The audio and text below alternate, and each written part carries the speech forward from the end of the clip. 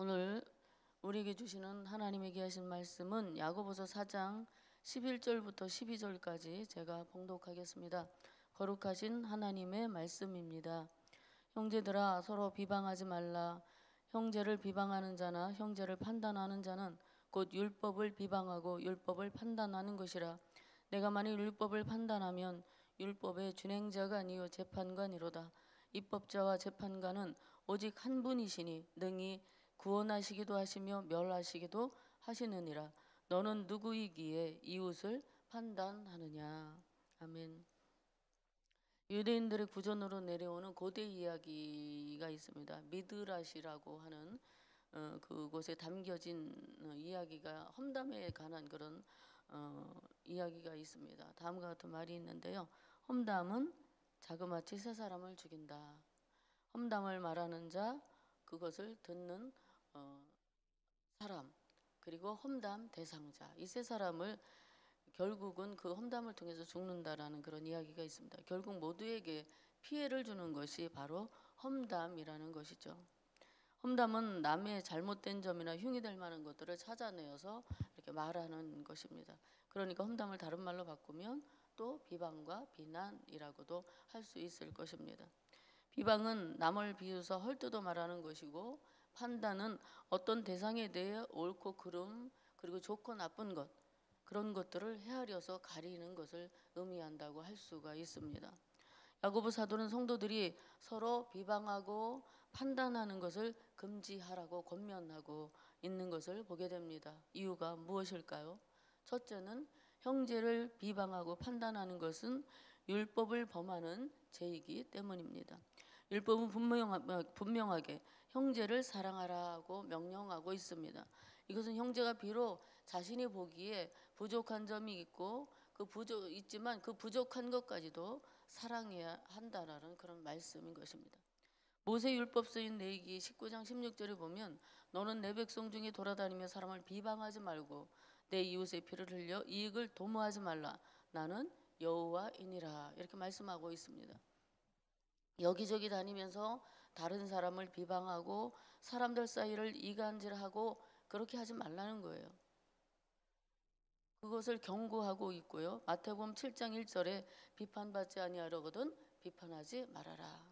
이런 말씀이 있습니다. 당시 유대 사회에도 걸핏하면 율법과 자신들이 만든 종교의 계율로 이웃을 판단하고 비판하고 정죄하던 그런 풍조가 만연했던 것이죠. 그래서 주님은 그 비판하는 풍조에 물든 의식을 버려라 라고 강조하셨습니다. 그래서 주님은 그러한 사람들에게 너희가 비판받지 않으려면 너희도 비판하지 말라 이렇게 말씀하며 권면하고 있었던 것입니다. 비록 바른 판단력과 비판은 때때로 필요합니다. 무조건 비판하지 말라는 것이 아닙니다. 바른 판단력과 비판은 때로 필요하기도 하죠. 때로는 성령과 진리 안에서 자기의 이성과 양심으로 선한 자와 악한 자를 구분하고 진리와 불의를 구분할 수 있어야 합니다. 하나님의 것과 세상의 것을 판단하는 능력이 또한 우리에게 필요합니다. 그러하지 아니하면 공동체를 우리가 올바르게 공동체에서 신앙생활 하기가 어렵습니다.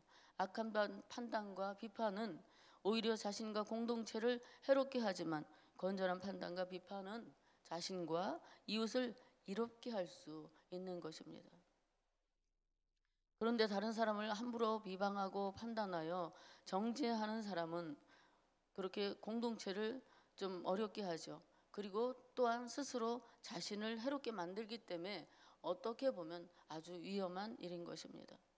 이웃을 뒤에서 흉보거나 모함하거나 부정적으로 비판하는 사람들이 형통하지 못하다라는 사실을 우리는 잘 알고 있습니다.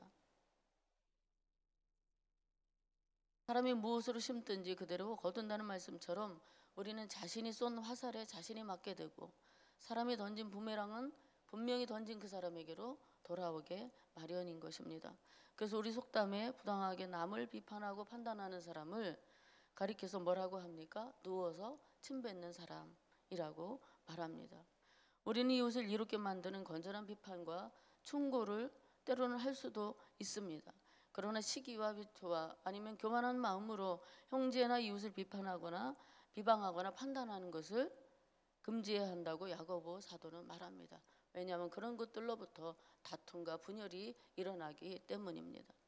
이웃을 성급하게 비판하면 반드시 후회할 일을 만나게 될지도 모릅니다. 그리고 하나님으로부터 공렬없는 심판을 당하게 된다라고 성경은 통하여 우리에게 교훈하여 주고 있습니다.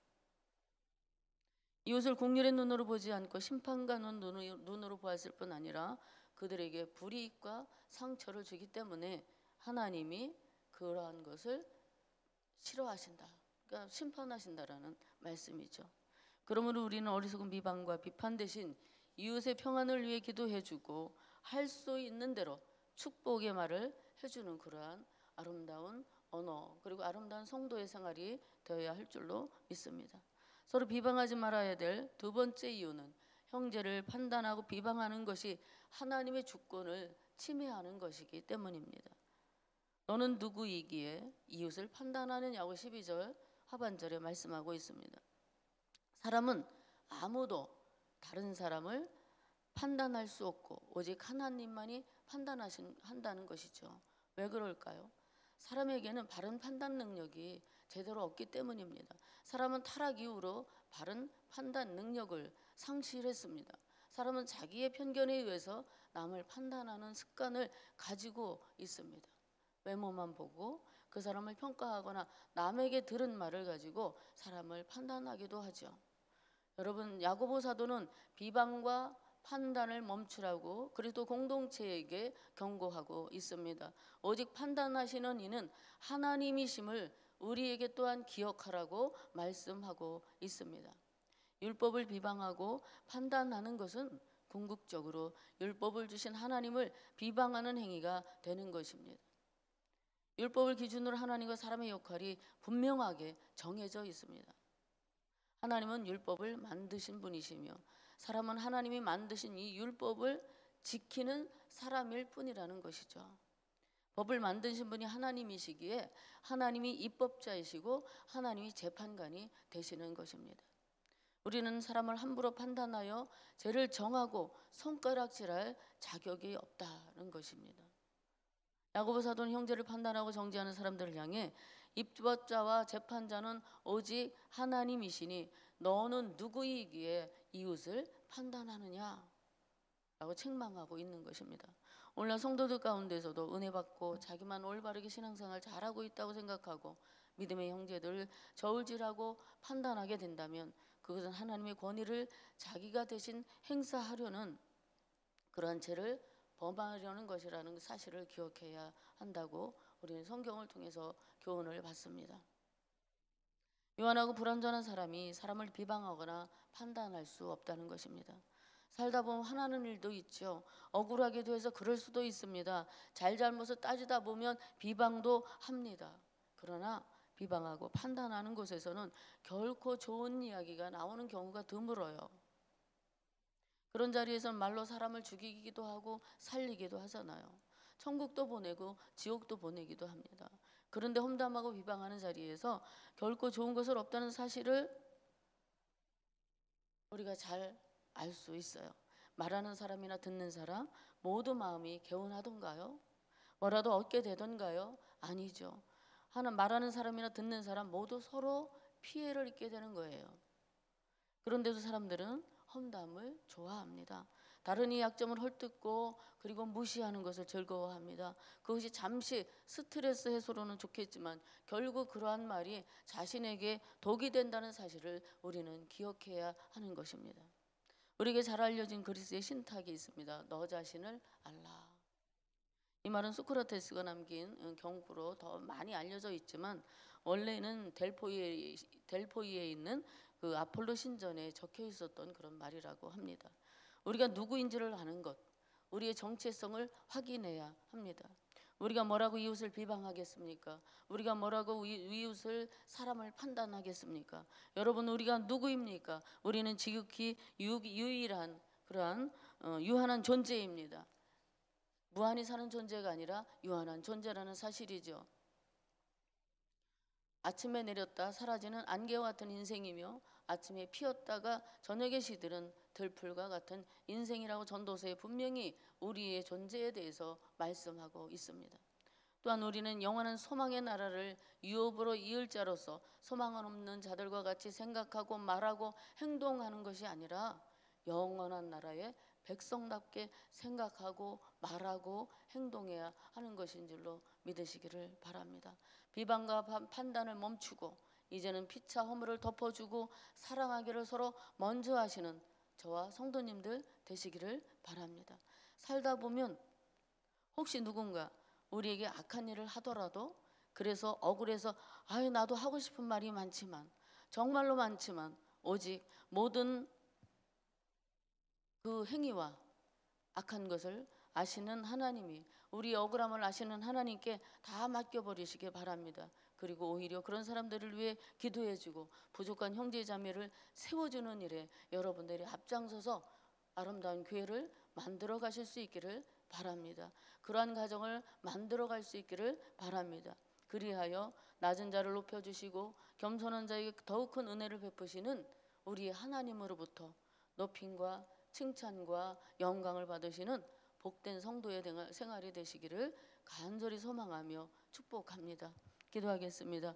전능하신 아버지 하나님, 우리는 아침에 보이다가 사라지는 안개와 같고 아침에 피었다 속히 시들은 들풀과 같은 연약한 존재입니다.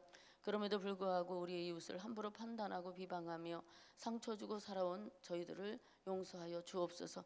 이제부터는 형제자매를 세워주고 격려하고 축복하는 저희가 되도록 순간순간 성령님께서 우리의 마음을 주장하여 주시고 깨우쳐 주옵소서. 아름다운 언어로 서로를 칭찬하고 덕을 세우는 교회가 되게 하여 주시옵소서. 비방과 판단의 부정적인 역사가 우리의 삶에서 사라지게 해주시고 우리 교회에서 사라지게 해주시고 이 사회에서 사라지도록 하나님 도와주옵소서. 갈수록 아름다워지는 교회, 기쁨과 감사가 넘치는 우리 성도의 생활 되도록 하나님께서 은혜 베풀어 주옵소서. 복된 말씀이 아름다운 순종으로 이어지기를 간절히 원하며 예수님의 이름으로 기도하옵나이다. 아멘. 함께 들으실 공동기도 제목입니다.